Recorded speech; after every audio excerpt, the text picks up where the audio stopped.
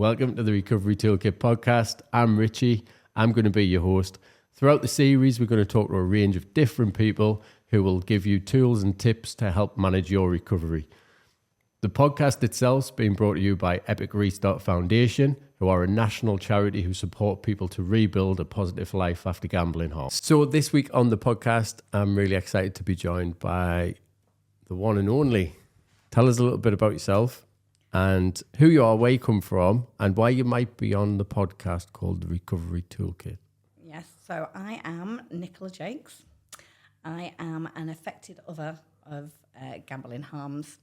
And for sort of the last 5 years now, been working in and around the recovery space through services to support those who've been impacted by gambling, either through their own behaviours or actually, more importantly for me. Stop there. Affected others, you've just said. Yes. Tell me and tell the listeners what actually an affected other is, because that's it was double Dutch to me before I started working in this space. Yeah, and it is still a bit of a strange term in terms of relatability. Affected other is anybody who has been impacted through the means of someone else's gambling. So if we look at it as a really, really basic, it's partners, it's parents, it's children, it's friends, but I really like to look at it holistically and think about whole communities when we actually explore gambling harms and the depth and the breadth of it. So when I first started talking about my own experience of gambling harms, it was as an affected other. It was as the partner of someone who had been with someone with a gambling addiction. And it was more related to the practical harms and the sort of the ripple tidal effect that it had just on everyday life, from my own place of work, my own sense of identity, how I showed up as a mum, how I showed up as a partner, how I showed up as a daughter and a friend. I wasn't in any way prepared for what it was going to have on this new phase of my life because of the very, very hidden nature of gambling addiction. And I love all that stuff that you've just said. And there's so much I can unpack. Tell us about your experience, Nick. Yeah, so it was very, very difficult in the sense that, as I say, it wasn't something I'd seen on the horizon. It wasn't something that I actually recognised. I always talk about the day that I found out my ex-husband having a gambling addiction. I didn't even know gambling addiction existed. It came out of my mouth and I was thinking, is that actually something? And one of the biggest shock factors of that was, what do I do? Where do I go? And how do we actually deal and cope with this? Not just as, for his health and well-being. I recognised at that point there was something very, very wrong when it came to sort of a health presentation. But actually the gravitas of the situation we were in, from a home life perspective, from a financial perspective, from a how do we even disclose this to those nearest and dearest to us because they don't even know. And it's come from nowhere. I think that was the biggest thing for me, is that I just had no idea. And there was a great sense of failing in that, because I was just like, well, this is somebody that I've spent the last decade and more of my life with. And what kind of a person am I that I haven't even seen that this person's been struggling with an addiction? What was that like for you?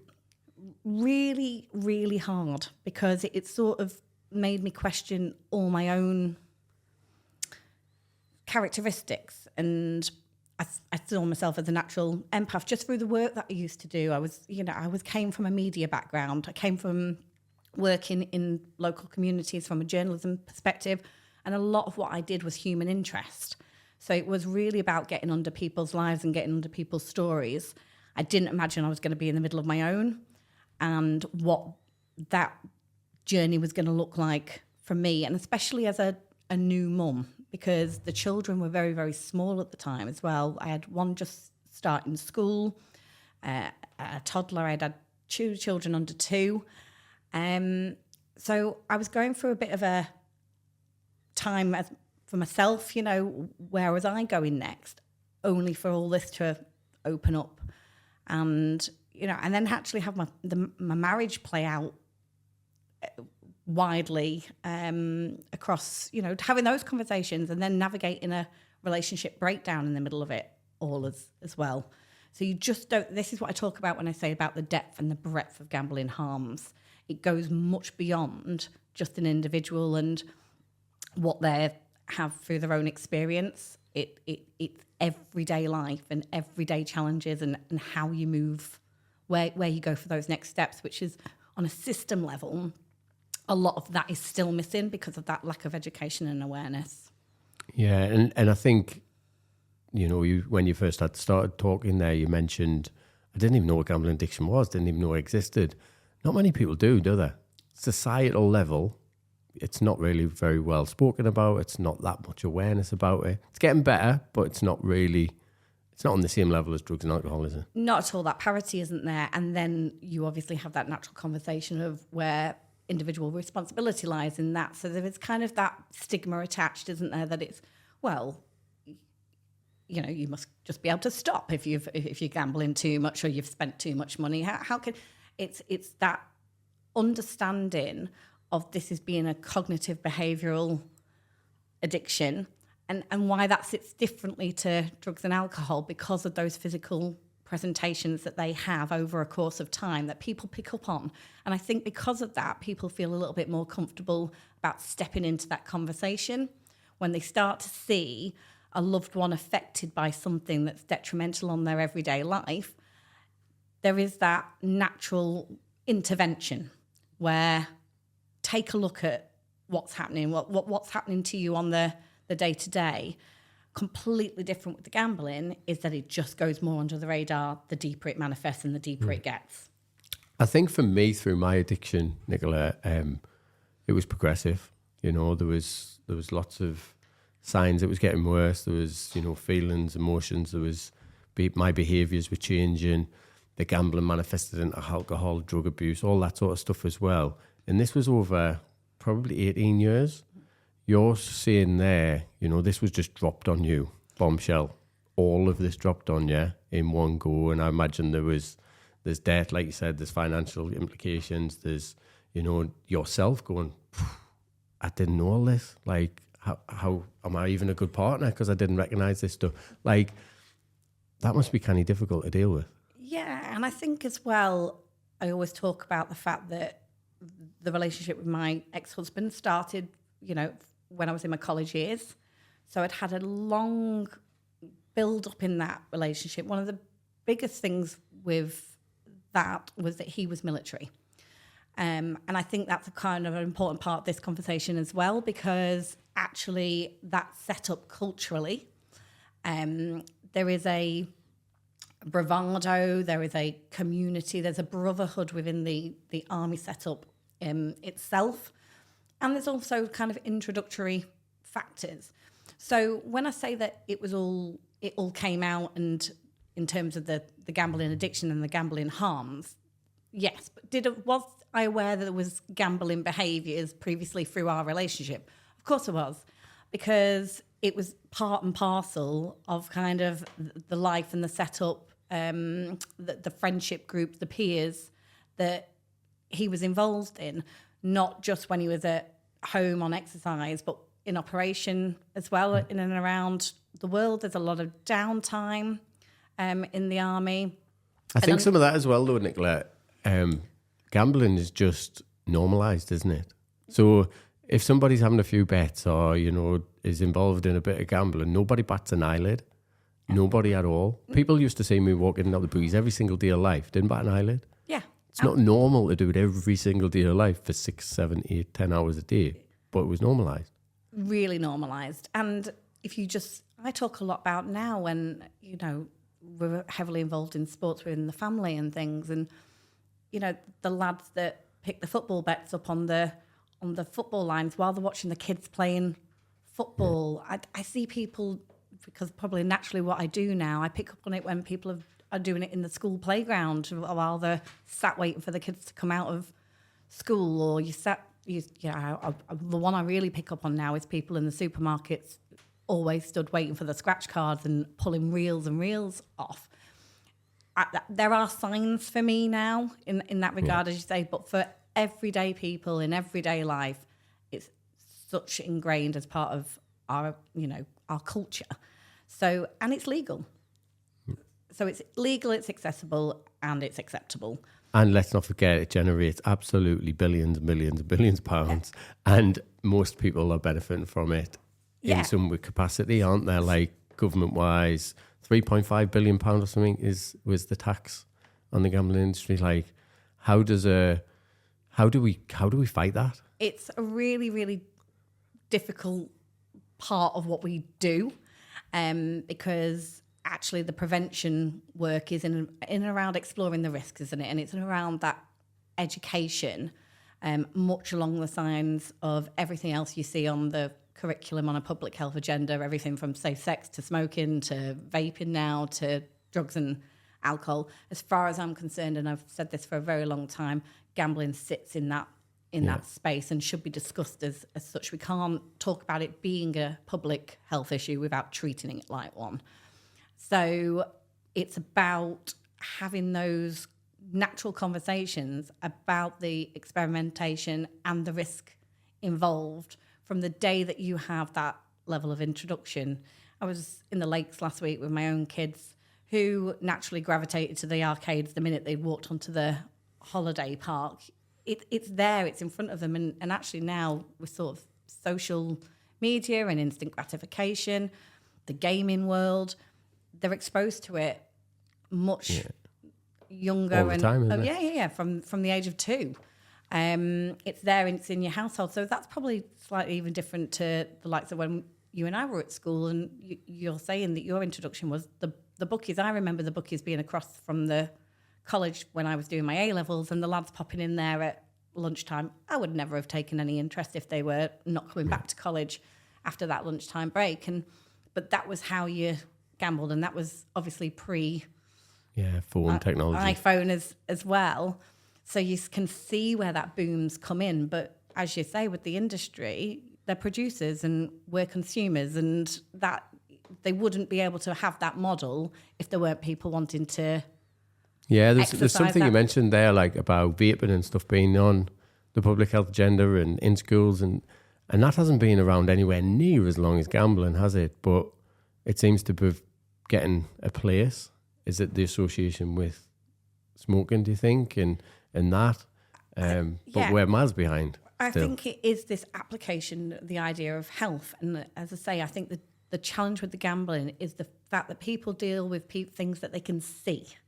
They can physically see somebody walking down the street with a vape again. And then we can sort of open up that conversation as to what the health effects are. People don't really understand some of the neuroscience and some of the inward health effects that gambling can have on a person, but not just, as I say, going back to what we're talking about at the beginning of this, not just the person, it's everyone around them as well that has to sort of. Yeah, let's have a look at that then. So we know how it affects the individual, and you've mentioned a few of the things how it affects you. What were the big things for you through that journey, do you think? In the initial phase, felt that it was something we could just sort out. I had no real. I was very naive when it came to understanding the readiness of somebody wanting to receive help and support, and I think that's really one of the big things to pick up on. My first instinct was, where do we go? Where do we get the help? But it wasn't about me. It was about the other person. But I very much talk about affected family members now, a bit like that information they always give you when you set off on a plane. And they say to you, whatever happens in kind of an emergency situation, put your own oxygen mask on first before you even attempt to put one on your child. And I think that's a really, really key point when it comes to working in and around addiction and recovery with a loved one, is that you've got to be in a place of well-being and health yourself if you are going to be a level of support and sustainable support for somebody else. And it's very much about, I can control what I think, I can control what I do. I can't control what someone else does. It doesn't matter how far I go and how far I try. The essence of accountability, responsibility for recovery has to come from the person who's going through it. That was a massive challenge in our circumstances because there wasn't that readiness. And I made myself really physically ill, I think. You talk about it sort of manifesting for you. That was over a period of about 18 months. So I was trying to put anything in place I possibly could that would stop the behaviours or challenge the behaviours, which at times was, I'm going to be honest, quite frightening, because you didn't know what you were going to come up against. And then I found myself in a place where I didn't really know who I was anymore. I don't speak specifically about a day when I think the children came in and I physically couldn't lift myself out of bed. And I didn't know what day it was. I think I was meant to be in work, and the kids were requiring I think it was would have been early morning, so breakfast, and I just was in almost like a zombie-like state. And I think that was my really darkest moment. But it was the realization, if I'm going to have something different, I'm going to have to do something differently at this point, because we're all going down. And the depths of that was gambling harms.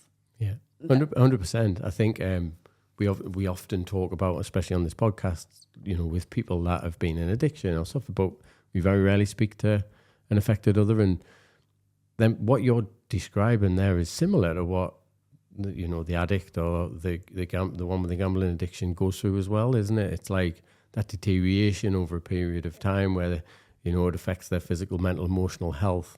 Yet you didn't have the problem, as in you didn't have that gambling addiction, but it was still affecting you in a very similar way.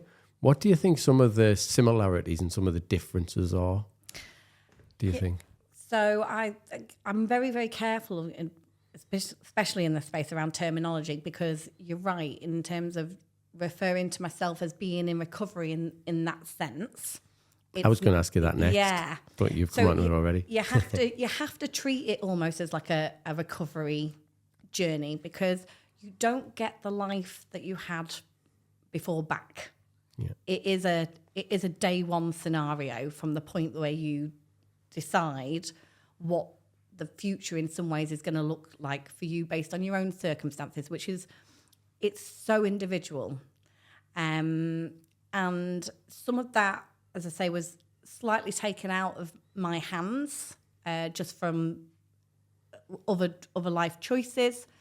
But from the moment that I knew what life was going to look like a little bit going forward for me, it was kind of right, hands on, where do I go? How do I get involved? What needs to happen next? So I didn't imagine myself as a 32-year-old having to deal with levels of bankruptcy. I wasn't really prepared of how to have a financial independence, having had joined up finances for more than a decade, having to explore what work would look like as a single mum. What kind of requirements and family support I needed around me to be able to navigate all those things as well, which came at great cost. Some of the legal challenges that presented itself in my own circumstances. So it was all massive, massive learning. And I know it sounds really strange now, but a lot of it I was quite grateful for over time, because I think, as I approach a big number this year in sort of birthdays, I had to look at things like pensions. I had to look at things like investments and how to get myself out of financial debt that I'd found myself in just from joint finances, which all took a huge amount of time. And I think that's the one thing I say about affected others in terms of what it costs, is the time it takes for us as well. And that was easy for 5 years and is still ongoing now. Yeah. It's not something that's gone away. So that huge cost of time where I think, gosh, the children were so small, and that's time I could have been investing in them. Actually, as I say before, from my own career development and personal development, I had different ideas and maybe slightly different ambitions. That all had to be rewired. So it's a case of, how do we reduce the time that gambling harms cost people over the course of their recovery journey? And that's really what I try and focus with now in like our family work, to get people to understand. Yeah. It's awareness as well, isn't it? I think now there's much more awareness than there ever was when you were around. The thing that's jumping out at me when you speak there, Nicola, is like time, but it's headspace. Like trying to make sense of, trying to understand, trying to problem solve your way out of all of these different situations that you weren't solely responsible for getting yourself into. Like that must be really difficult just to actually fathom and to get your head around. You know, when you speak, I think about my mum. My mum was the one that tried to help me the most. Mm-hmm. And it wasn't until my mum said no that I started to have to do it for myself. And that was when real recovery started for me, even though it was a few years later when I actually got into recovery. But then my mum started, I want to say, getting better. My mum was never poorly, but I definitely had a negative impact on my mum. You know, she started looking after herself better after that. Because her headspace would have been consumed about everything that she could and would do differently. And I talk about this, you know, we talk about missed opportunities and missed interventions. And yeah, for a long time, that was consuming me. Where could I have done something differently? I must have done something that has driven this further or made this worse. And I had a very, very similar conversation at the time with my own mother-in-law, who said, I remember specifically saying, Nick, I wouldn't want to be in your shoes. And I was like, but I wouldn't want to be in yours either, because we're both going through this, but it is quite different. And then if you use that umbrella term of affected others, which often gets missed, my parents were massively impacted as well. Their whole retirement plan was thrown out of the window overnight. You know, they'd literally just retired as this came to pass. So things that they had worked and prepared for in their own lives couldn't go ahead. They just couldn't. Things had to change. My own siblings on the other side.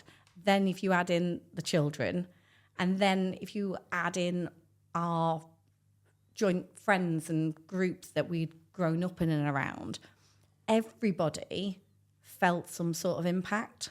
So that number of where they say 6 to 10 in terms of those bullshit, That's the reality. It goes well beyond that, because I was uncovering things like borrowing that had happened outside of the family home and outside of family members as well. That was suddenly rearing its head, and you think, gosh, these people have been sort of feeling like they were doing the right thing at the right time without really knowing what was happening underneath the surface. Enablers, weren't there? They were all enabling some behaviours to happen without knowing, but doing it from good intent. Good intent. And then there's the ongoing like kind of vicarious guilt that grows out of that. And I found myself apologising to people for years onwards.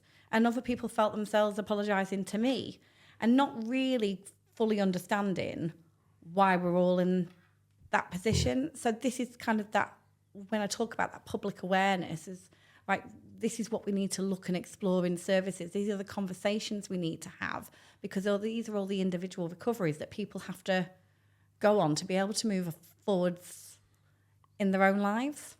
So would you class yourself as being in recovery or not? I don't class it as in recovery. We needed to make huge recovery steps. You were talking about similarities before. So there were certain things, natural self-care, wellness, and just coming from self. So there were, as I say to you, the things I've sort of felt a little bit more grateful for, that I took a little bit more of a handle on, that perhaps I'd never had. And I think that comes down to education. I'm a massive, massive advocate now for financial literacy because of what I've seen through the work I've done in this space.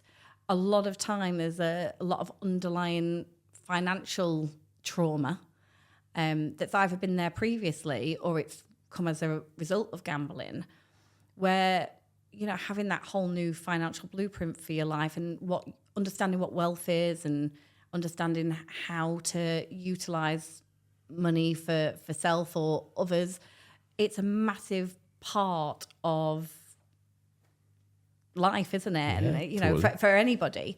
But I think it particularly matters if you have in some way been impacted by gambling harms. And as I say, that's as the gambler or as a loved one or a family member. I can honestly sit here now and say I'm over 7 years in recovery. I still struggle financially, as in like the management of my money is still not easy. I think there's a little bit of compulsion in there as well. Like, obviously I became addicted to gambling. Compulsive, obsessive is my nature. Some people might call it something else, but that's generally who I am and the type of person I am. So like if I'm walking down the street and I'm like, oh, I'll go and buy a pair of trainers, just thought in my head, I'm buying the trainers. Yeah. Not like, oh, can I pay my bill? Can I do it? Like, I'll just do it, you know, and then I'll be like, oh, how am I going to work my way out of this one? And, you know, and there's some of them old behaviors that I had when I was gambling, I can still have around finance and around money. And because I'm not gambling, I'm not taking drugs, I'm not drinking anymore, I can have the fucking trainers. Do you know what I mean? I can afford to have the trainers, but I don't think about having the trainers. It's like it's just dropped on us and I'm like, right, I'm doing it. You know, yesterday, for example, my Garmin watch broke. Anybody who knows me will know that I'm like in me running at the minute. I can't live my life without a Garmin watch. So I'm there. Like last night, I was on my phone with my mate. Hey, do you know what it is? My watch is broke. I'm going to have to go and find one. Until I can buy a new one, I'm going to have to find a second-hand replacement. Like the compulsion, the obsession. It's there. It's there, aye. Not thinking about actually, oh, well, it's payday. Like, make sure you've paid your bills. Make sure this is all. And I mean, the bills will get paid. But I had to have the watch. Yeah. I had to have the watch. The new watch is on my wrist today that works.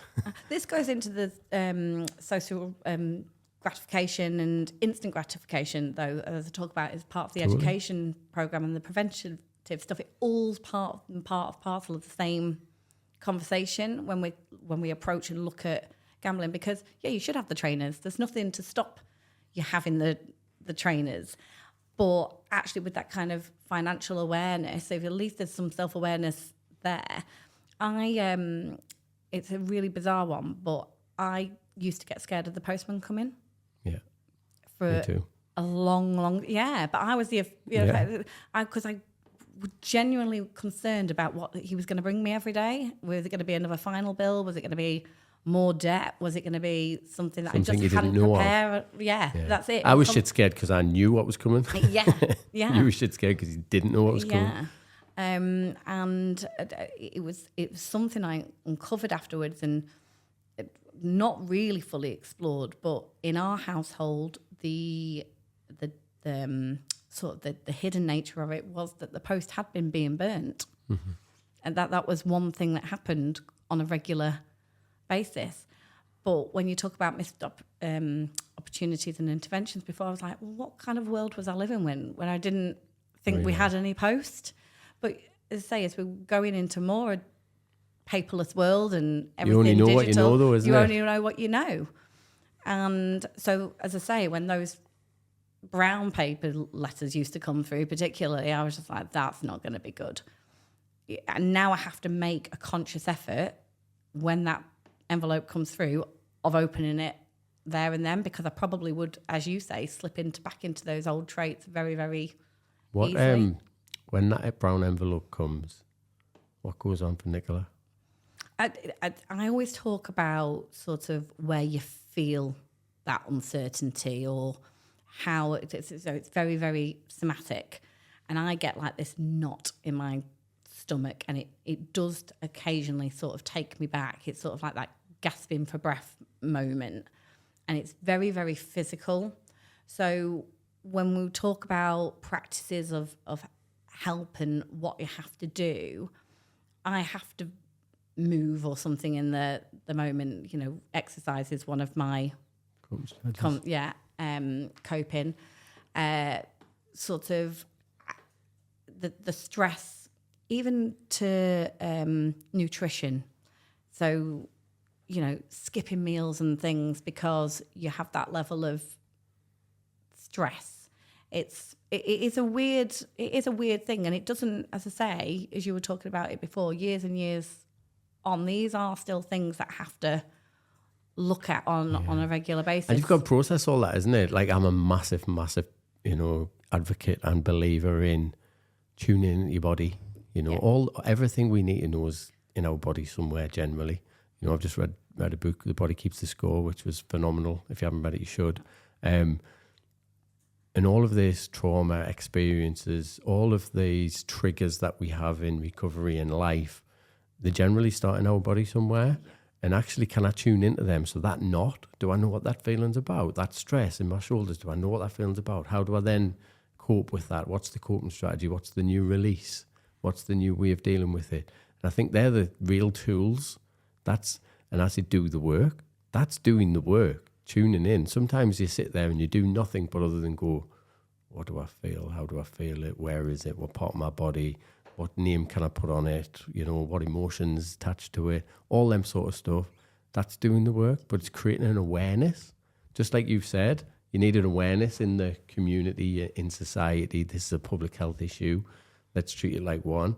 If we don't have the awareness, we then can't do anything else. No. Just like us, we can't get better until we have that awareness. Exactly, and you need those trusted spaces as well. It reminds me with what you're saying about the doing the work and the importance of everybody who's been impacted doing the work as well.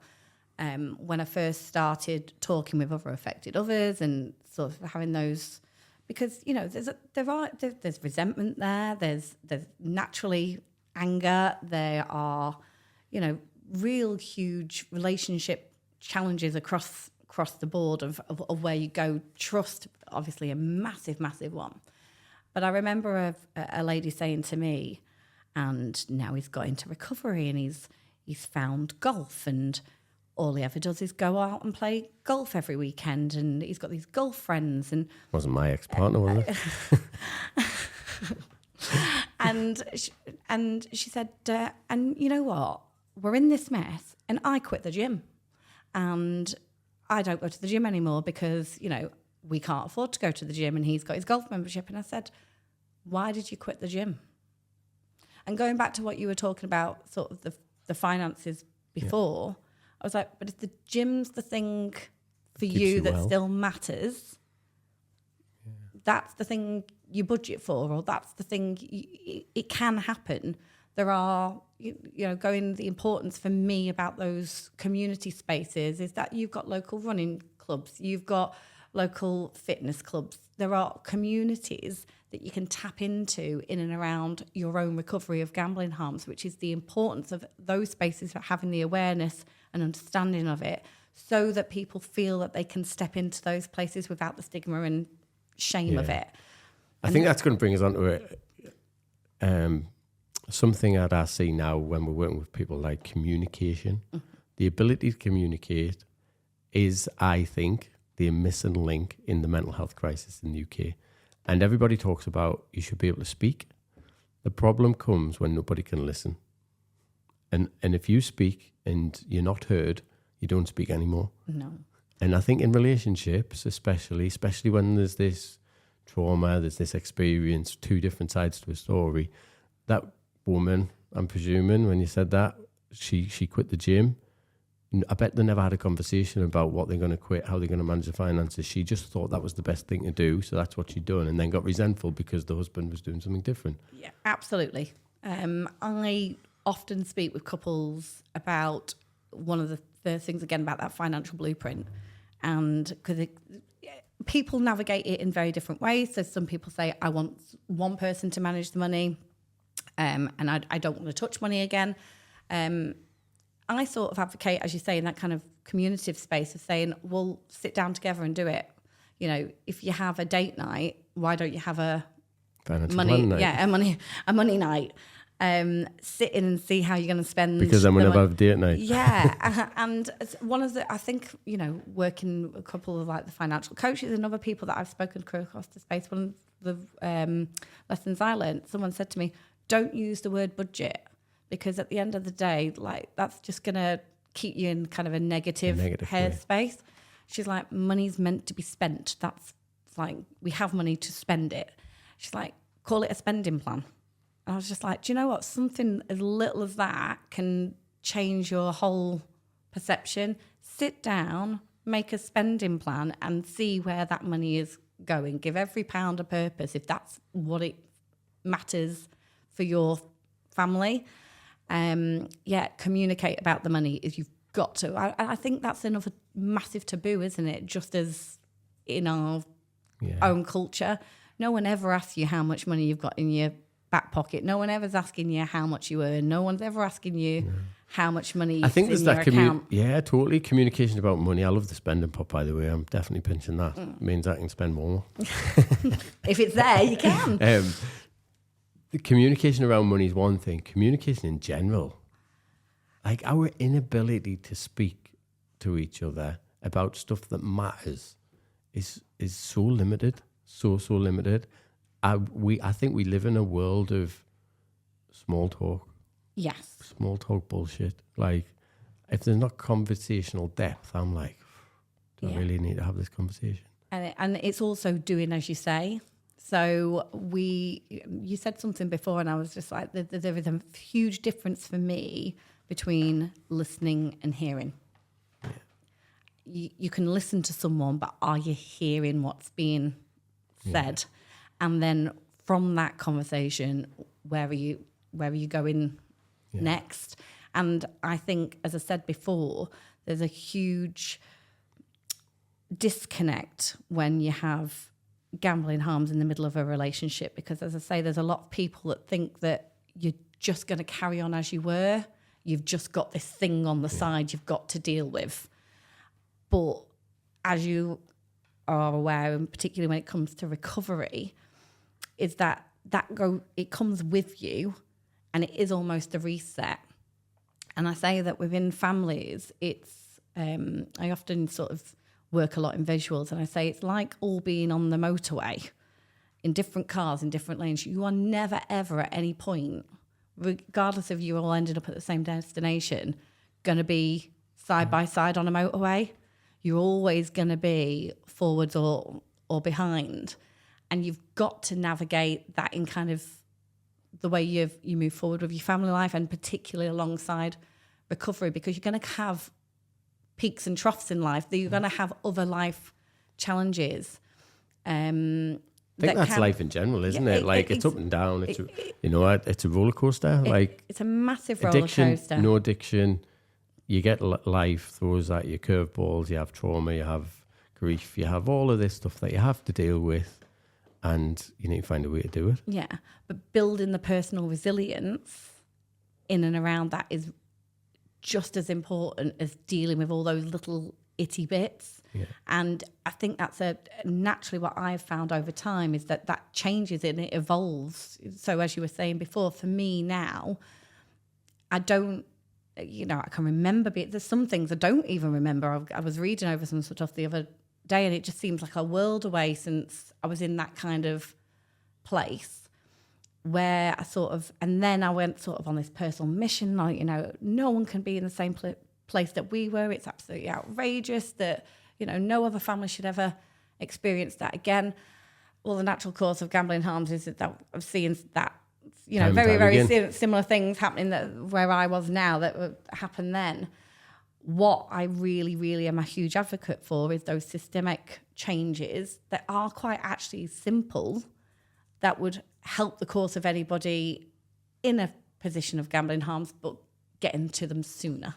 Yeah. So no one has to be at that kind of level of fractured crisis point that often the likes of you and I see still coming into service now. And that is because of those missed opportunities, those early interventions. And that's really the principle of the work that I do at Beacon Counselling Trust now, in kind of identifying the burden isn't all on us as lived experience or as professionals in the gambling sector space to do that work. That wider public health work, that body of health work, can be taken on by other professionals and community organisations, and particularly the third sector, which is hugely important for the recovery space, I would say, is because people trust what's local to them. People look, and want and need those community buy-ins.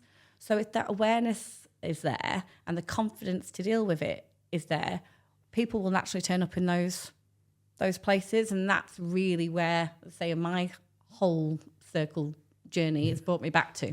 And I think you've been on a journey. That is like what you've been on, Nick, is an absolute journey. And it obviously puts fire in your belly to now be part of that change and drive that change. And for that, you've just got something quite remarkable, really, haven't you? Just recently, I'm going to put you on the spot and I'm going to let you talk about that. And this is going to make you feel really uncomfortable talking about it. It's going to make me feel really uncomfortable. But that's what this is about, Nick, is about getting out your comfort zone. So tell us what's happened just recently from the work that you've been doing. Yeah, so as I say, one of the first things I did, really going right back, was try and find other people that had sort of, in the lived experience community, that had experienced it as an affected other, which were few and far between, if I'm honest. I got a lot of my early education around gambling addiction from other gamblers. Yeah. I turned up at my local GA room in Preston, and the Gamanon was sort of actually managed by a gambler in recovery, which isn't sort of an actual course, but was hugely helpful in terms of giving me a little of understanding.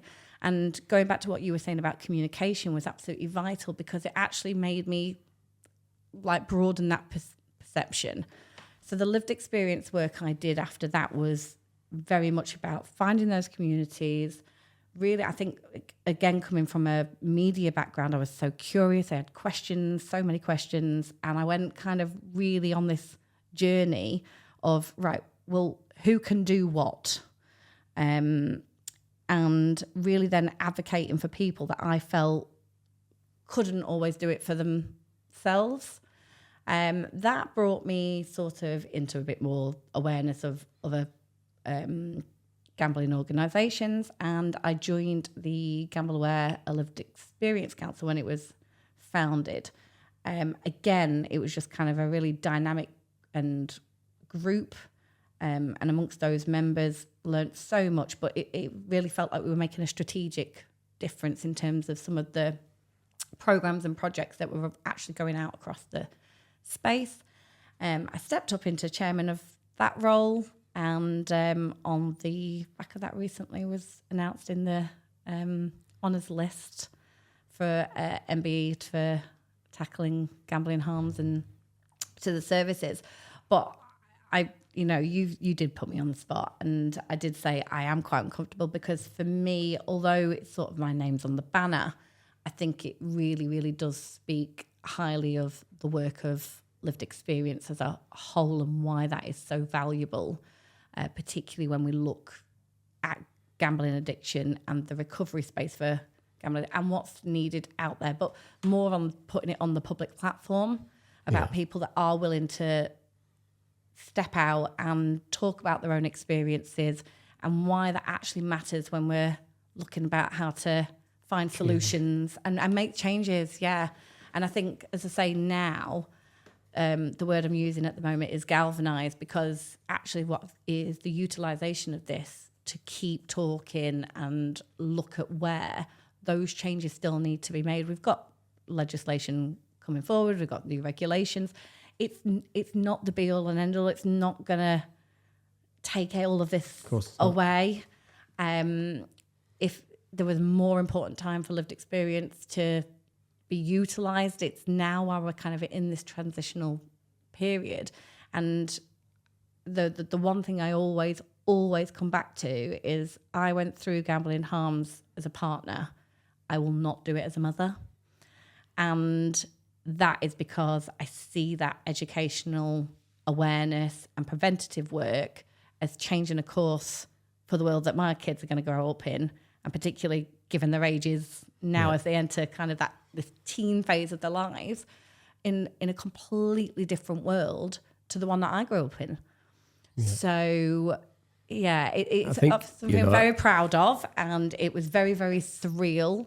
But for me, it's, as I say, it speaks more volumes for the recognition of where we are and what we still need to do. Nicola, I'm going to leave it there. Yeah. Thank you very much. It's been a pleasure. Thank you for giving up your time. And good luck with it. Yeah, thank you.